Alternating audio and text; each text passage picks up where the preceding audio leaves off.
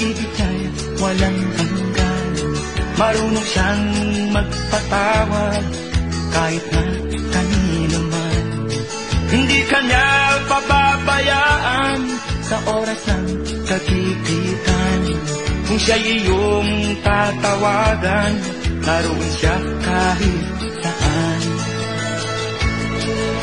Sa puso ko'y kumakatok, di siya pinabuksan. Pag di na makaya, siya ang tatawagan. Kahit ako makasalanan, ako'y kanyang minamahal. Kay dami man ng kamalian, ako'y kanyang pinagbibigyan. Ano ang aking iginanti sa aking kaibigan?